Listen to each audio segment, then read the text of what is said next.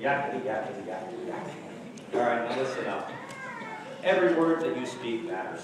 You may not think so, you may think that it passes, but you know as well as I do that in most cases, our words don't entirely pass. Our words are always relating in some fashion to another human being or group of people. Interesting thing about Jesus is that we know him as a man of words. And he is the Word made flesh, according to our biblical account of who he is as the Son of God. Further interest is that he never wrote anything down. There's nothing in the Bible that he wrote down. He did not have a publisher, and he never got to Barnes & Noble for a book signing. He was exclusively a man of language. And as Psalm 33 says, he spoke and it came to be, referring back to the word that God spoke on the days of creation, and out of that came the created world as we know it. His words eventually did get written down, and you know that through the Bible, and there's at least 60 different English translations of the Bible now.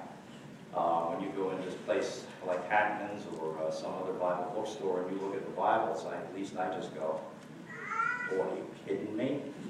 There are so many different kinds of translations available and different target audiences, which is, good marketing.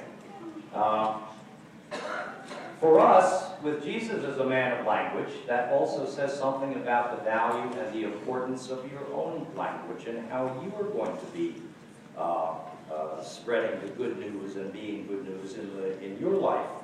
God speaks a word. Jesus is the Word. He himself spoke the Word. You have the Word, and you speak the Word yourself through language. And we reveal ourselves with words. You know that as well as I do that. If you just meet somebody for the first time, you're going to start having some casual conversation, and if things seem to be working along okay, you'll start to reveal a little bit more of yourself, and they'll reveal a little bit more of themselves, but always with words and with language. And that is how we understand revelation.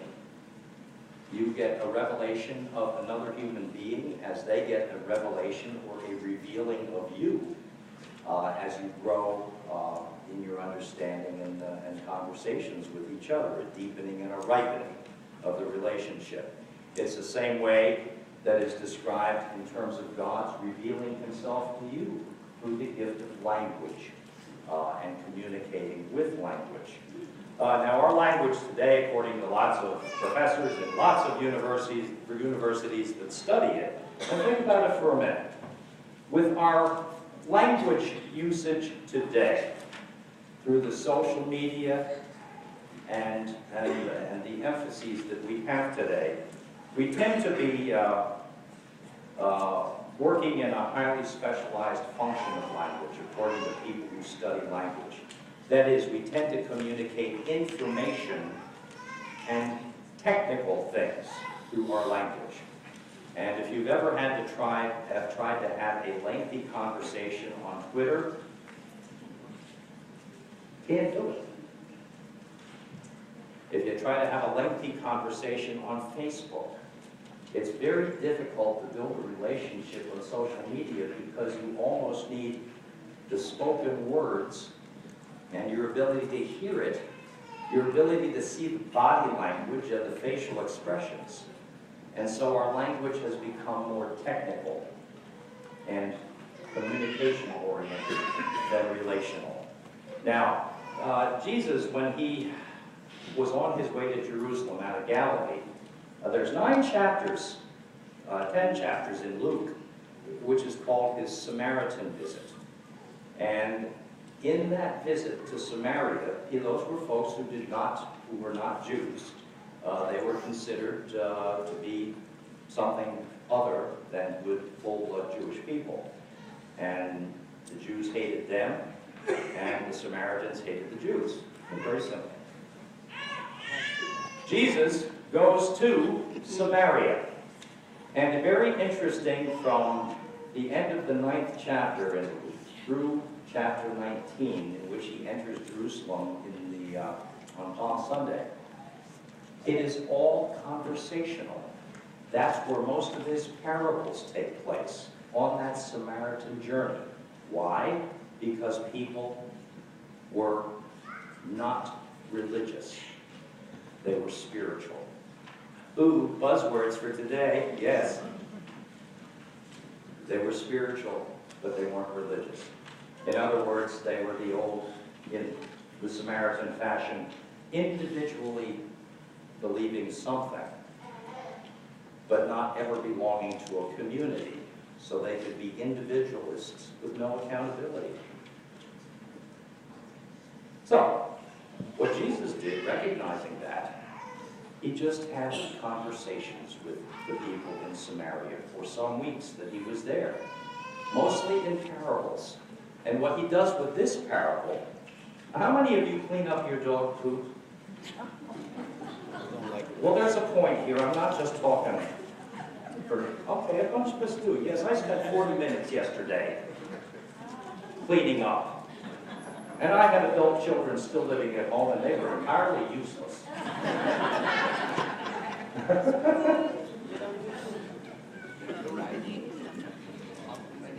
Anyhow, you know that manure comes from the aging process of animal waste products. And it is precisely there when Jesus talks about his parable, tells his parable about the fig tree. He says something about the nature of what it is. What is the manure in your life that enriches your life? You see what he does with the parable? He doesn't make any statements at all of a religious nature. He doesn't make any dogmatic statements or doctrinal statements. All he asks is, who is the manure in your life? Who is enriching your life? Who is giving you the vitamins and the energy and the zest for living that manure can give to a fig tree? And also by inference comes the other question, is whose manure are you?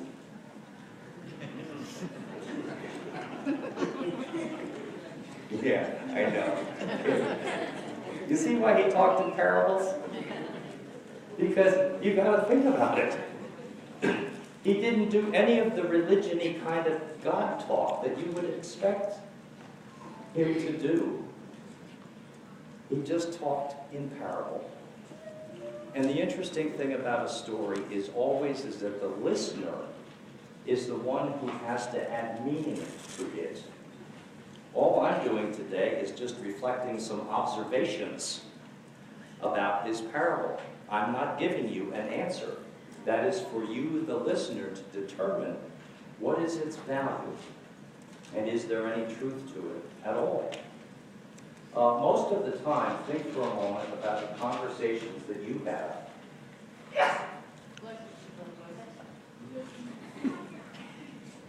Bless you. We'll 20th that. Most of the conversations that you have about good news, about hope, about the usefulness of manure as life-giving and life-energizing occur Monday through Saturday night.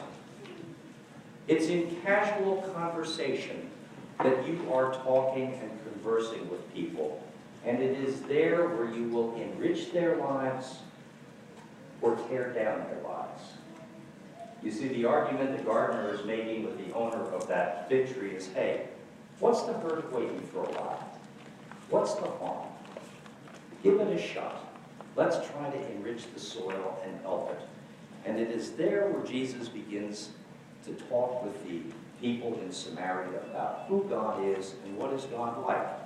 He basically breaks up their preconceptions and turns it around and says, no, the way in which God functions through conversation and through word is primarily by means of story and therefore shared story. And in the sharing of the stories of your life with other people, the place that you want to be looking often is that person or persons or communities which have been the manure in your life, which have both enriched it, given you the liveliness and the invigoration to live life to its fullest and its best, even on the times and occasions when you felt like life was going to do you in and you could just give up and it just didn't matter anymore. On the other side of it, the question becomes for you is, what ways are you enriching the lives of other people? And that comes by means of conversation.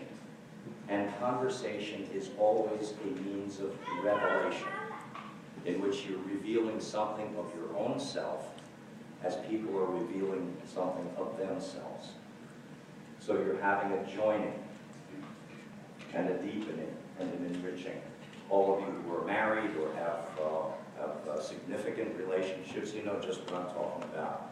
You young people in school, as kids are moving in and out of school, you have to do that frequently in the course of the year to sort of decide whether this is somebody I can trust, can they trust me, and you're growing together. And so it's always by means of revealing, by revelation. The promise that Jesus made and was talking about by implication to the Samaritans in this parable was that God will always be present to enrich your life, and that it will be done by means of manure. And the manure is going to be, I will leave that as your question. Amen. Amen.